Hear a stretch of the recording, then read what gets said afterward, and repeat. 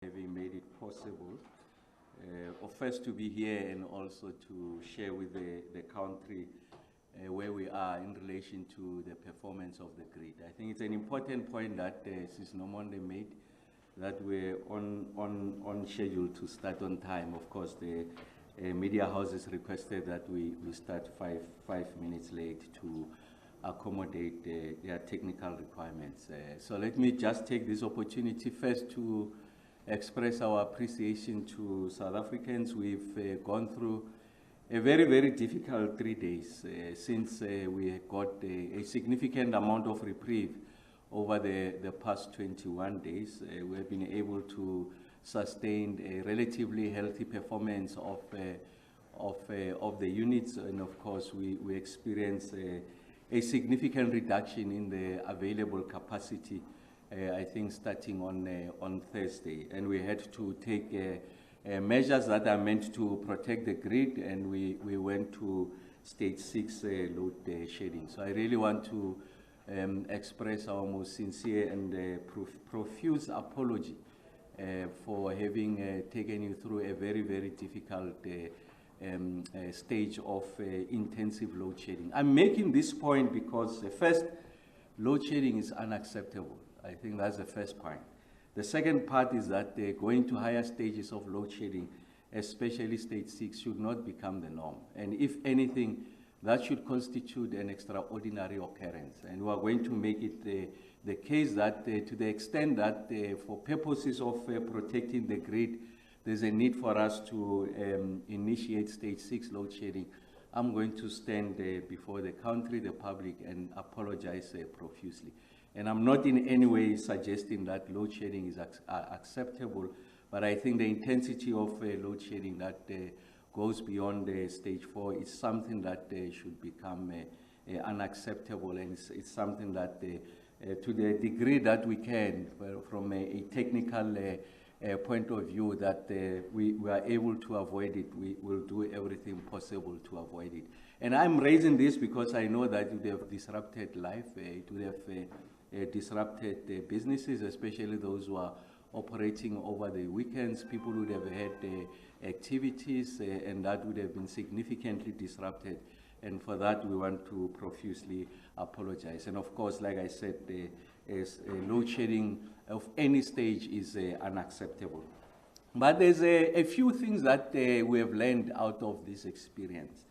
So the first one is a reconfirmation of the fact that the grid remains vulnerable and susceptible to plummeting availability of megawatts. So it's something that has been reaffirmed, it's something that we have known. And the point that I had been making consistently is that although we have seen that a significant amount of reprieve over the 21 days, what we had always known was that we should be able to get to a stage where we are able to build first resilience, reliability of these units, but also create an additional buffer so that as and when these units fail, as is the case and the norm with any engineering component, there's a sufficient reserve margin that will allow us an opportunity not to engage in any stage of load shedding and or intensification of load shedding. So that's the first part. And then the second part that we know is the following, is that whilst we committed to the decarbonization agenda, when you have inclement weather, when you have a situation as we experienced on Tuesday and Wednesday, we had parts of Gauteng experiencing snow, and of course when you are given those conditions, you know that you are starved of the sun, essentially you have cloudy conditions, and therefore you are not getting any privilege of getting support from your PV solar. So what that means is that those who've got taken the self-initiative of ensuring that they install solar panels, batteries, and inverters, they also had to draw from the grid. And in addition to that, they also had to draw from the grid to recharge their batteries. And of course, what that means is elevated levels of demand. So it's not only the fact that you are losing out on and on the availability of renewables in particular, PV, but you are also adding additional pressure on the grid because you need the grid to support you to be able to recharge the batteries, so that as and when you need to engage them, the battery capacity is available for exactly that purpose. And then the third one is when there's the meeting point of plummeting generation capacity and elevated demand, then we are in significant trouble.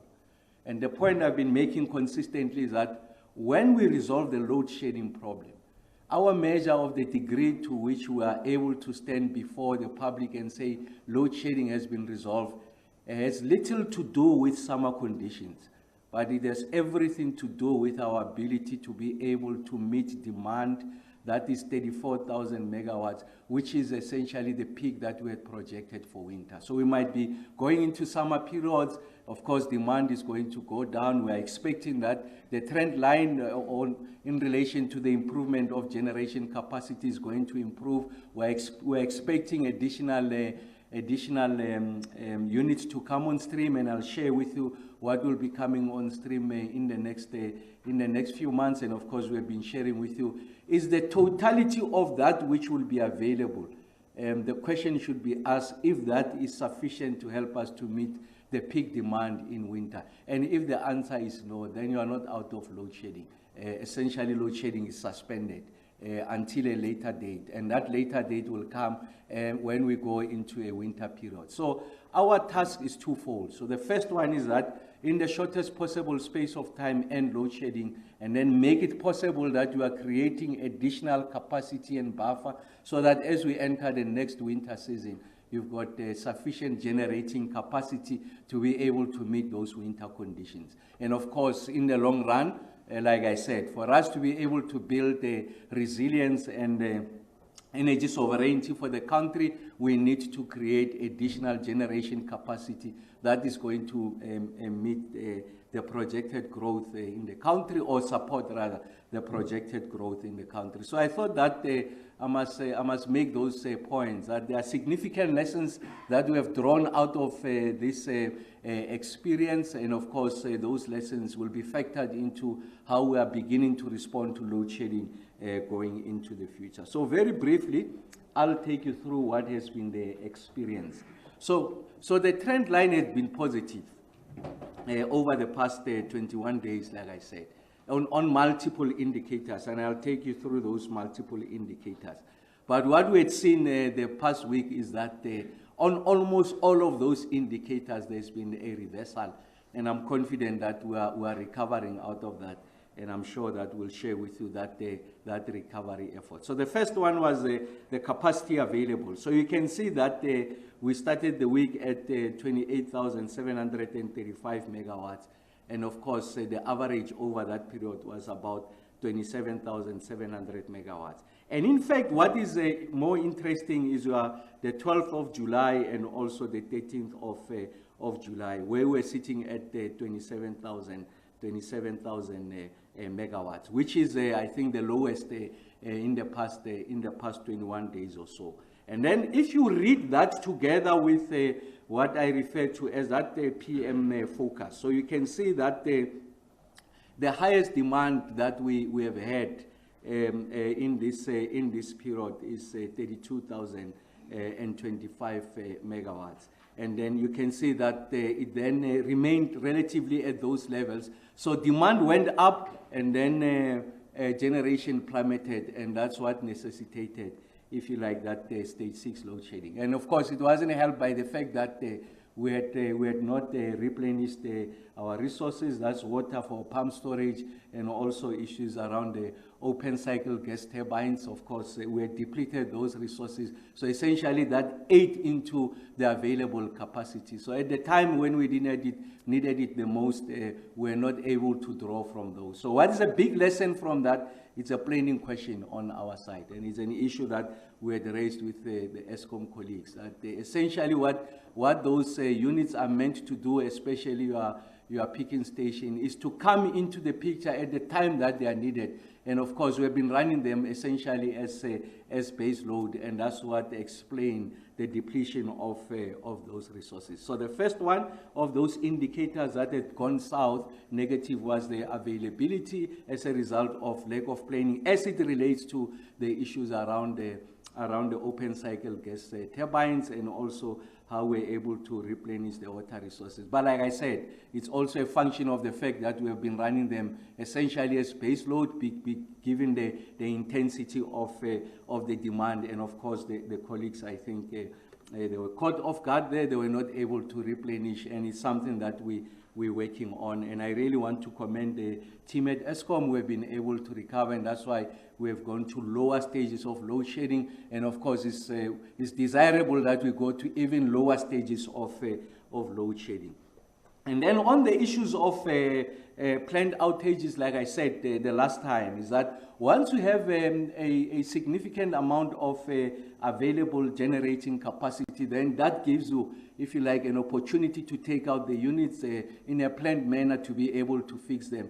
And remember, I'd been saying to you the last time that, as you can see, we opened the week at about 4,100 megawatts of planned outages because we had the capacity. The demand was not as intense, and that gave us a window for opportunity maintenance. Of course, as we're experiencing this difficulty, then you had to delay, if you like, your planned maintenance so that you are able to exploit these units, so that you are able to close the gap between demand and generation, and you are able to ensure that you undermine the intensification of load shedding. Again, there on that score, we had gone south. So we scored a negative because what we desirous of doing is to ensure that we continue to maintain higher levels of planned outages, so that when we bring these units back, we know that there's some degree of comfort that they are reliable. They are going to give us the kind of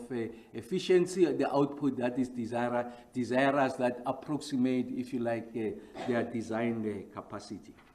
And then the other area of where we had gone south is our unplanned capacity loss factor. So you can see that we opened the week at 1,500 on the 14th of July. You can see from the 13th of July, we've been adding 2,000 additional megawatts of failures of these units. When we went to the 14th, there's about 3,700 megawatts of these units that had failed. Again, it's a negative. It's something that requires attention. Like I said, we'll continue to improve this area of work. I mean, the lowest that we had achieved during this winter period, I think we're at sub 14,000 megawatts, about 13,700 or so. If you compare that lowest period and you compare the period on the 14th of July, you can see that it's an additional about 5,000 megawatts. And this is interesting because what it does, the picture that we experienced over the last 4 days or so, it approximates our winter, our west projection. You remember we generated 3 scenarios. So the first scenario was the worst case scenario was that our unplanned capacity loss factor will be about 18,000 megawatts plus, and that's what we had experienced. And of course, we can see that the demand now began to surpass 32,000 megawatts. At least on those 2 indicators, we're approximating the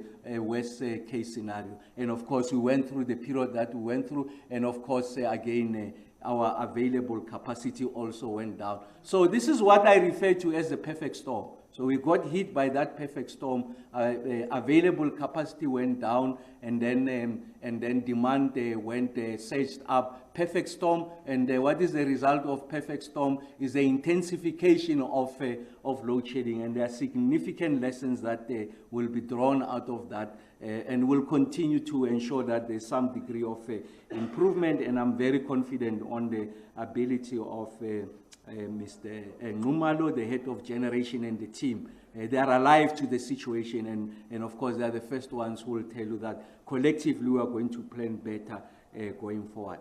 And then the other area of a negative indicator is the partial load losses.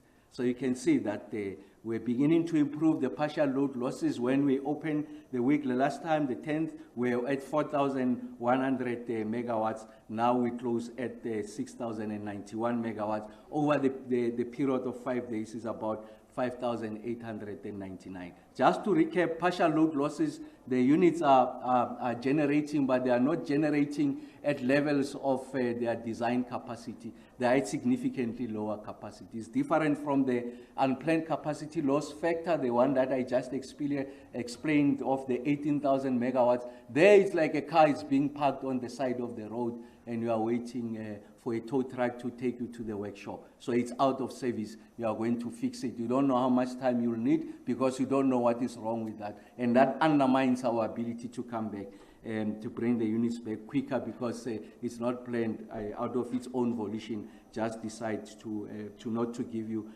of course, the megawatts that you want. Of course, it's a function of, amongst others, issues of poor maintenance over a period of time. I've explained the issues around the PM peak. The PM peak, someone was asking me, why not the morning peak? The PM peak is more intense than the morning peak, so it's the best indicator of what is your maximum demand, and that's why we are reflecting on the PM peak. And then on the issue of outage slips, again, we have gone south in this period. So when I met with you and I gave this update the last time, I think we're at 1,351 megawatts of outage slips. Just a recap, outage slips, it means that we are not bringing the units at the promised date that we had thought we'll bring these units. So essentially, we are not meeting our own targets. And as a result, that undermines our projection with regards to the levels of load shedding, because that which we thought will be on stream is not on stream, and as a result, we are not able to lower the stages of load shedding. And that's a credibility issue, because when I stand before the public and say we are going to lower stages of load shedding, the public does believe. If you don't lower them, then these briefings are meaningless, because there is nothing that people can draw out of these conversations, because we can't keep to that promise. So it's a credibility issue. So when we promise to bring the units back on this date, they must come back on that date. And of course, like I said, it's a planning issue again. When you take out the units, the spares must be available, the technical capacity must be available and able to ensure that we address whatever the failures are, and then we are able to return these units. And again, we have gone south. So what has happened? Demand has gone up.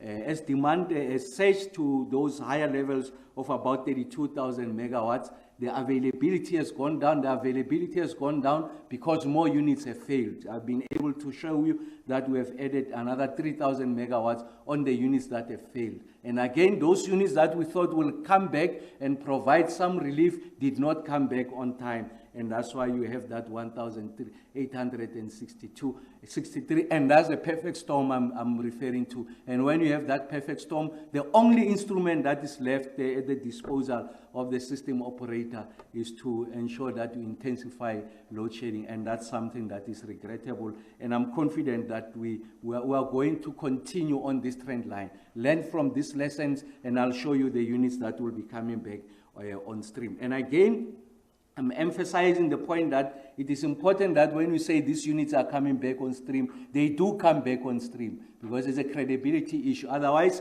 if they don't come back on stream, as I'm going to share with you, then that talks to the outage slips, and therefore we are not a reliable partner. Because that also helps industry and households to plan, because we don't take for granted when we issue this media statement by ESCOM, and also when we have this briefing, that is integral to people's planning. They are able to, if you like, reconfigure their lives to be able to ensure that they accommodate the intensity of load shedding. Of course, we want to come out of this situation so that people can live their lives normally. And then now we have averaged this performance over a period of time, just to show that with the kind of a dip that we have experienced, that has not undermined the trend line.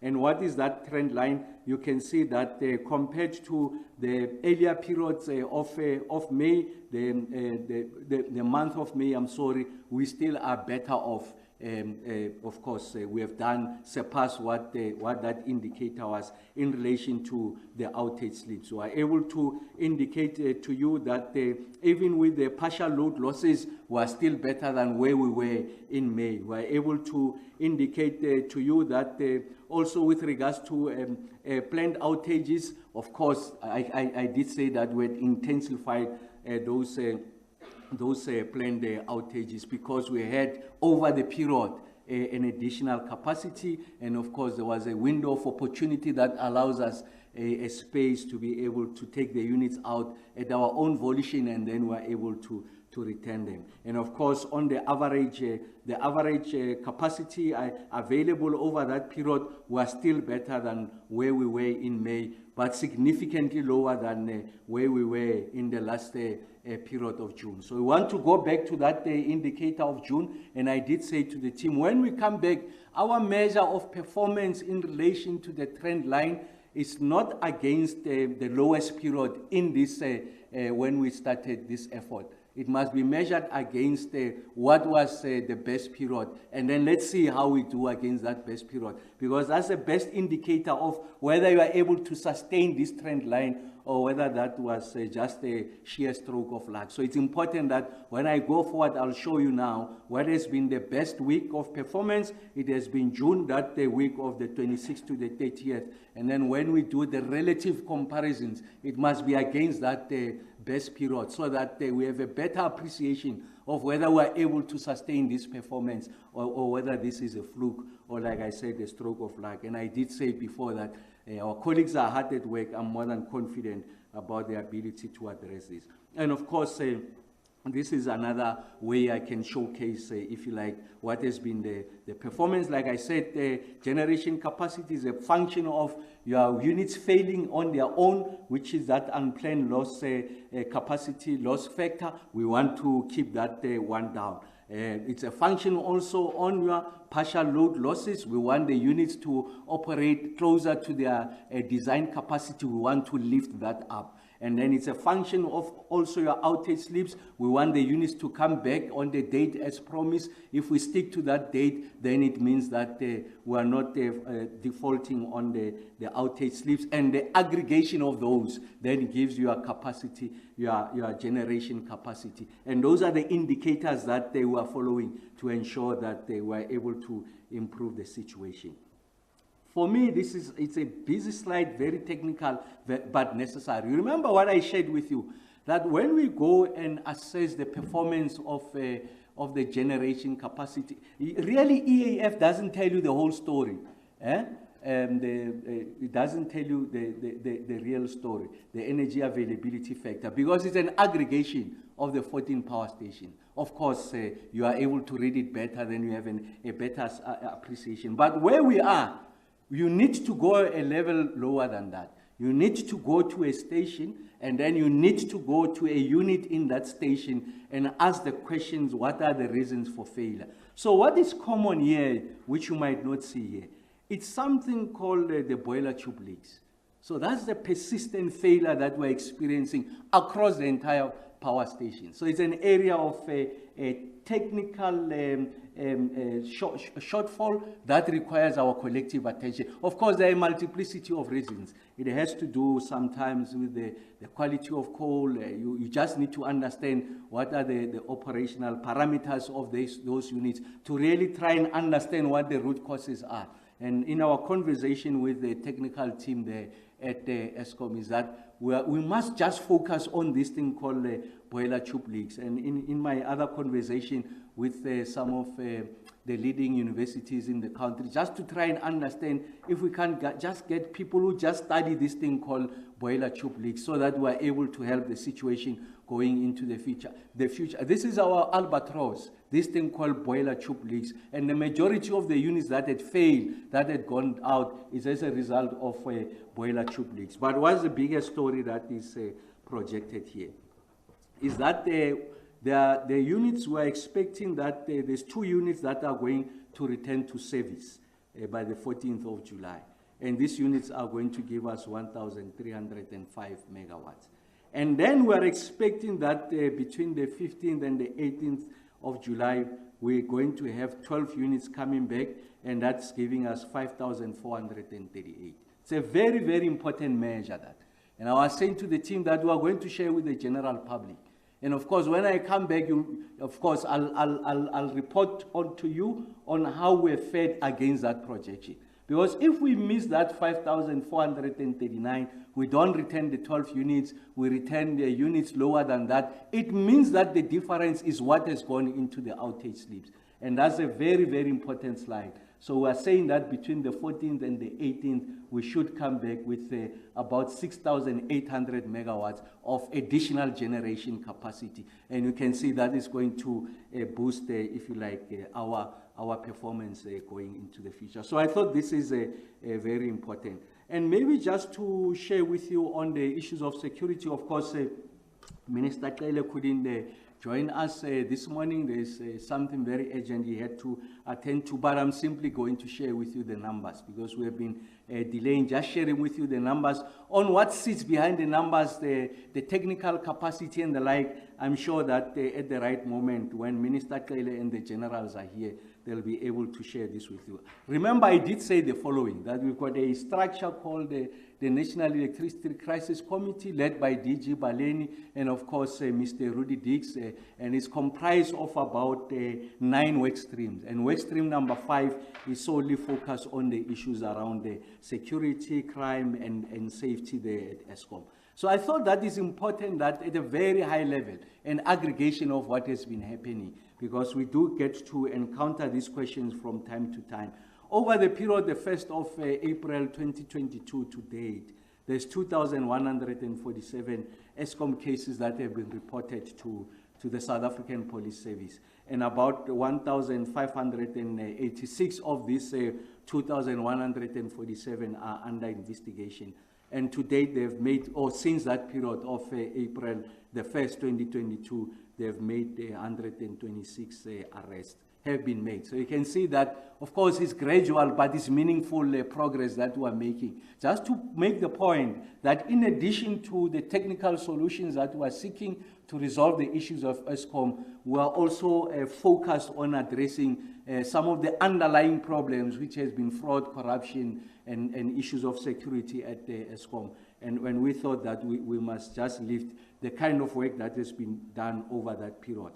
And of course, we do share with you what some of these issues are on the operational activities. Just to say that the unit is located at Eskom, embedded there, and they also get to interact with the various police stations that are attached to the various power stations. And they do make regular visits, not just to power stations, but also to coal yards, because they are trying to understand, if you like, the configuration of the anatomy, if you like, of these criminal activities. And they do also go to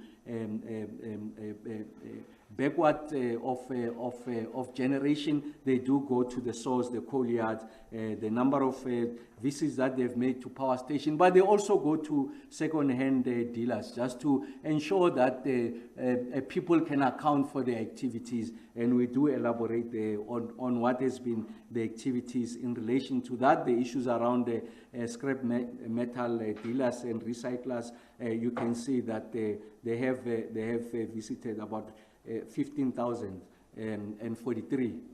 They've done compliance inspections, so that we're able to undermine, if you like, and cut the arteries of this syndicate, so that we allow Eskom to do its work going forward. And of course, we also try to provide a value of what has been physically recovered. But I think there's a greater value that almost from a security point of view is intangible, but from a technical point of view are able to account for it. I mean, if we can show, we're able to illustrate that some of the megawatts recovered are as a result of the work of our colleagues in the Intelligence and Security Agency, you can see that number will far exceed the 93 million. Essentially, the additional megawatts that are made available to the South African economy are getting closer or approximate condition of normality. That has got a measure. But of course, they do the more tangible ones. What is it that they've recovered? And in rand value terms, is just shy of 94 million rands over that period the 1st of April to date. So we thought that we must also share that with you, and I must say that, like I said, every time we do every effort to ensure that from this experience we are able to improve. The past 3 days, very difficult. We know part of it really has to do with us dropping the ball from the planning point of view in relation to the replenishment of the open cycle gas turbines, that is the diesel component and the water. And like I said, part of it can be explained by the fact that we ran this close to, if you like, base load conditions, and that did not give colleagues an opportunity to be able to replenish. Is an area of work that we are giving attention to. And like I said, by the 18th, we expect to return over 5,000 megawatts of generating capacity. And I'm very confident that the team will keep to that so that we don't go into outage sleeps, and we're able to attend to the demand as expected. Thank you very much, Sis Nomonde. We'll take the question.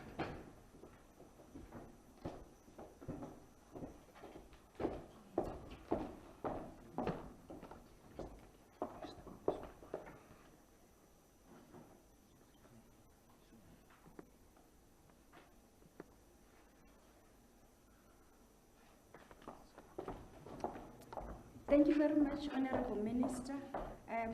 Colleagues, we're now going to be getting to questions to the Minister. Let me quickly introduce the technical experts who are supporting the Minister. Just next to him, we have Mr. Rudy Dix, who's from the Presidency. And next to him, we have Ms. Daphne Mukwena, she's from ESCOM. So the Minister will call on them as and when they are required to come through. We will then start, colleagues, with the questions from the room. And then when we are done, we then move to the questions online. Let me quickly take, I see one hand. Okay, the second one. Any other? Okay, the third one there at the back. We'll start with you, ma'am, and then we'll go to you, and then we will take the third hand from the back. Thank you. Good morning, Minister Antoinette Slaughter. Good morning, Minister Antoinette Slaughter from my port. If you could just help me to understand, do you mean that if the resources, the diesel and the water resources were used more efficiently in the past few days, that it would have been unnecessary to go to stage 6? And if so, how were they supposed to use it? Because the way I understand it, I would have thought then, if they didn't use it at first, then we would have been at stage 6 earlier. So if you could just explain that to us. And then also, we do understand that a lot of diesel is being used at the moment, and I don't think one criticizes that. But where will the money come from? Because that is what has put ESCOM into financial trouble in the past. Thank you. Okay. Can we also have your name and the media house that you represent? She did say. She did say. Okay. From our board. Okay, thank you. Sorry, I missed that. No, that's fine. Okay. Thank you very much. It's Zianda Tobo from Newsroom Africa.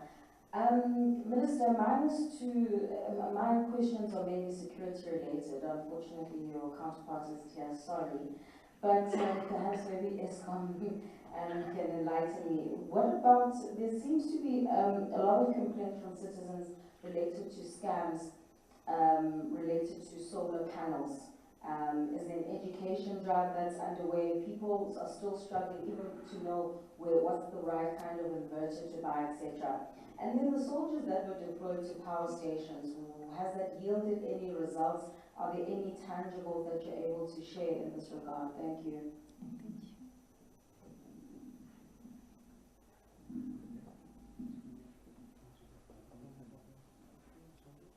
We had the colleague there at the back.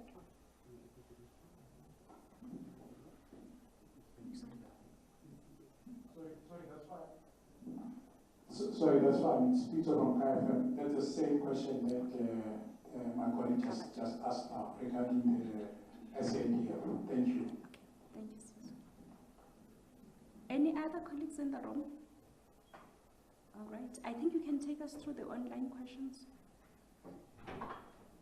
Okay. We have a few questions for the first round. I'll start with 5. This is Helmo from Media 24. How many hours a day are the Ingula and Drakensberg pump storage schemes being run? William Hahn from Network 24. Regarding Eskom's load shed pilot project in 4 weeks, have there been any public consultation processes? Sorry. Some residents are upset about the difficulties the program brings about for their inverters and batteries. This is also a question from William Horn. Has the Minister started discussions with Treasury regarding options for additional funding or assistance to Eskom to augment its 30 billion OCGT budget, since it is running out faster than planned? The other question is from Siphelele Kula at Business Report. What is the latest on the 100 megawatts we improved from Mozambique? Have these additional capacity already been installed in our national grid? Thank you. Thank you so much, colleagues. Then we'll allow the Minister to respond to those questions. Thank you, Minister.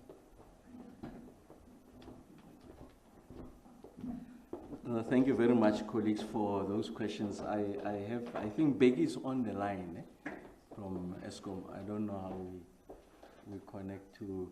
Brabek, you want to come in there on the, and then I'll come in on the rest of the question.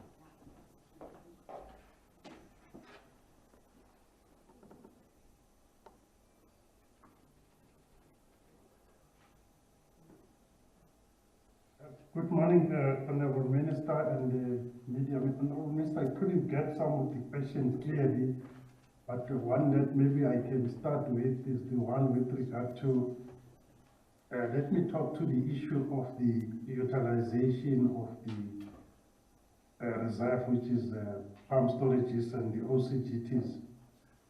I think colleagues will remember on Monday last week, since Sunday evening, Monday and Tuesday, we had that 3,000 megawatt rise on the demand side, and then it also, like Minister indicated, coincided with the boiler two failures that we had. So that those 2 initial days we've used, then the pump storage is much longer than you would normally do, because as you know that the pump storage is which is most traffic inspected. In Bula, we use them like in the morning peaks, take them off during the days when we also, like a day like today, when we have enough solar as well to come through, and then again in the evening. So that day they ran a bit longer, which then resulted in them not getting enough time to replenish, coupled with the number of tublics that we have at the multiple stations from Monday and Tuesday in particular as well. So that's what really caused us to increase the stages on Wednesday, just to make sure that the system operators still maintain the good reserve. On the point of the hours for those stations, like I'm saying, it depends on how you ran. When they are full, you get like Tingula, say 100 hours, and then part of those hours, the system operator they need to keep it as reserve for black start facilities, so you can't run all of them.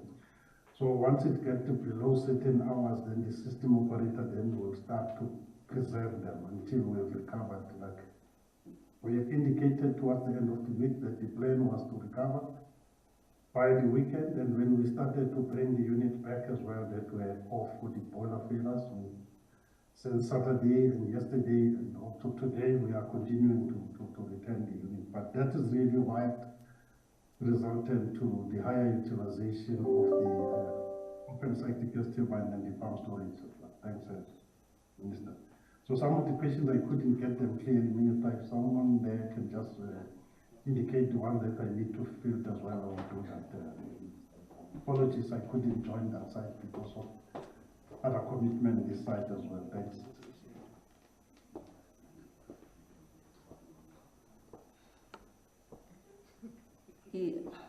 Yes, on the SANDF, the impact thereof, as ESCOM, I think we've seen a good or benefit for them being there. As I'm not sure if you would know that the last, in fact, sabotage report, sabotage incident that was reported was in February.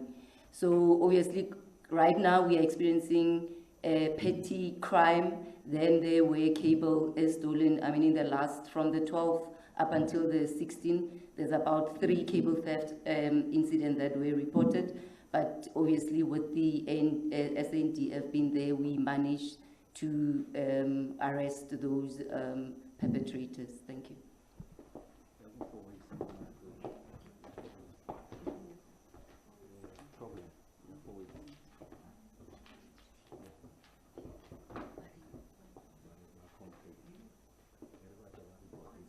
Yeah, with the issue of, I'm not sure if the question was on load limiting in the four-ways area, because what we said was that the load limiting will only be done between stages 1 and 4.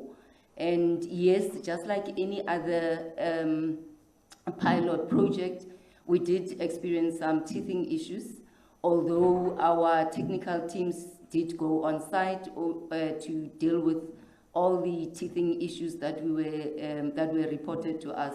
But customers, as we know that it's ESCOM customers that we are piloting this load limiting project to. So all the customers can contact ESCOM on our call center, which is the 0800 37566 number, or on our chatbot, and we will respond to their issues. But we do have positive feedback, by the way, from most of the customers, because with the load limiting to 10 amps, most of the customers can do what they normally cannot do when they are load shed, which is obviously those that are working from home can still have their computers charged, can still have their security systems, operating, can still have their Wi-Fi operating, especially since we had kids on holidays, so it was a good week for them. Unfortunately, when we then implemented stage 6, then the load limiting gets suspended. Thank you.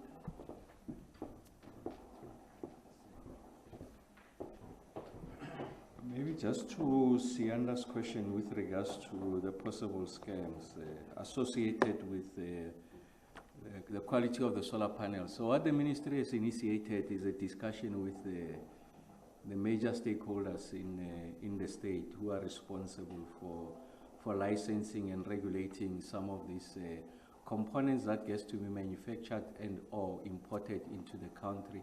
In particular, the South African Bureau of Standard. We're also talking to the Institute of Electrical Engineers, but the body that regulates the fraternity of the electrical profession in the country, so that we are able to streamline, if you like, the issues of the accreditation of installers, but also address the issues with regards to the quality of the components that are being manufactured, be battery, inverter, or solar, or those that are being imported into the country. There's a flurry we've seen over a period of time as a result of our objective conditions here at home, the issues of load shedding, that there's a significant amount of appetite for people to install, and as a result, there are some unscrupulous players in the system who are bringing into the country, if you like, components that are not certified. And we know the dangers of what this can cause, significant fires. I saw one of the major telcos, of course, they did say that it had to do with the solar panels. Of course, we'll wait for an investigation. So the point I'm making is that we're doing everything possible to address that. And once we have done that, it's just to caution the average consumer, just to say that they must insist on the certification of this component, SAB as approved as a body that regulates, if you like, certification of such components. And the second one is to just the licensing of the people that installs.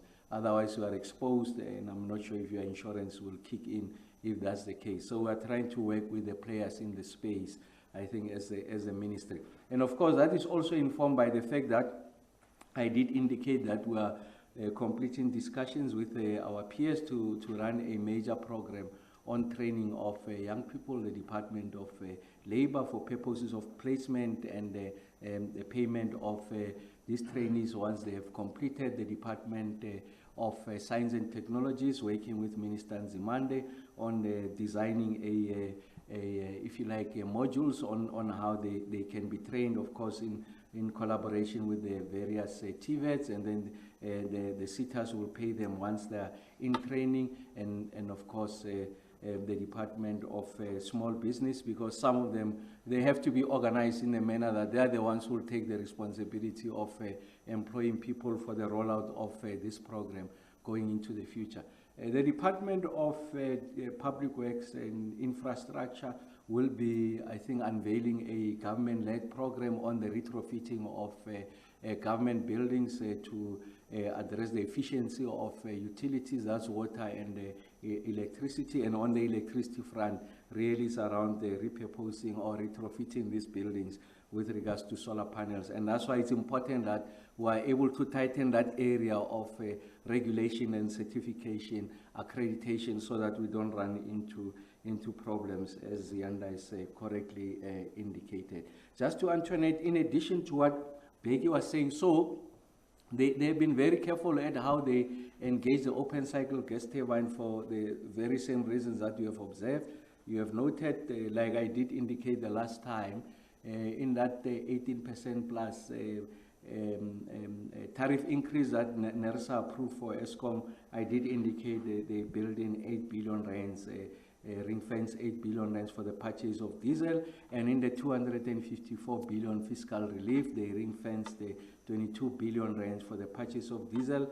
That together is about 30 billion rands. So I think what the team is doing is to work within the parameters of that 30 billion rand. Otherwise, if they exceed, someone has to pay for it, and invariably is the end consumer. To the extent that it's something that will require a consideration by Treasury, I'm sure it will come through the normal processes, and then once we have familiarized ourselves with what the true facts are, we can sit behind the team to make a case. But we are not yet there, and we really want to commend what Becky and the team have been doing. And you are right, I mean, as Becky has indicated, we've been operating, they've been on load most of the time, almost treated like base load.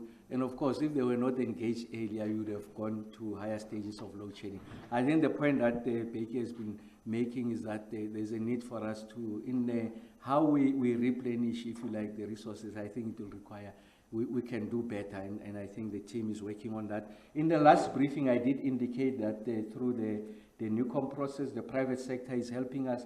I think we have deployed a number of private sector experts. They are working with our colleagues at Ankerleg to help on how we can deal with the issues of logistics. Remember that Ankerleg takes the diesel by road, so there's so many trucks that you can take in a day. And then if you need to burn more than what you can replenish, I think it presents problems. So they are helping us in addressing that situation. No, I did say the last time on the 100 megawatts, so is available. I think the ESCOM people and the Mozambican counterparts, they are at advanced stage. The only delay that was there is that there were outstanding issues in relation to monies that were owed to ESCOM by the players in Mozambique. And I'm advised that they are finding a solution to that, and once we resolve that, we can benefit from that additional 100 megawatts that I've mentioned the last time. But what is important is that it's available. There were just the legal issues with regards to what things that are historical. There are legacy issues that required to be resolved, and of course the lawyers were helping to resolve that before we contract on the 100 megawatts, but it is available, and we're still committing to that 600 megawatts in the next 6 months, calculated from the last time when we get to make that announcement. Of course, we don't expect major problems there, because once we have cleared the issues, the legacy issues, invariably we would have cleared the path for the 600 megawatts to also come on stream in the next 6 months when it's ready. Thanks, Isnamo.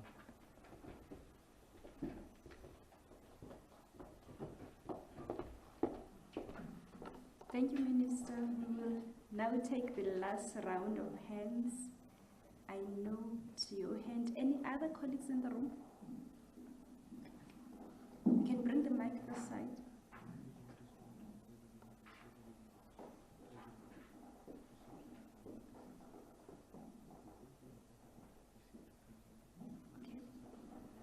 Minister, with regards to the National Energy Regulator of South Africa, NERSA, it has been found guilty of contempt of court last week in relation to its mandate to regulate municipalities.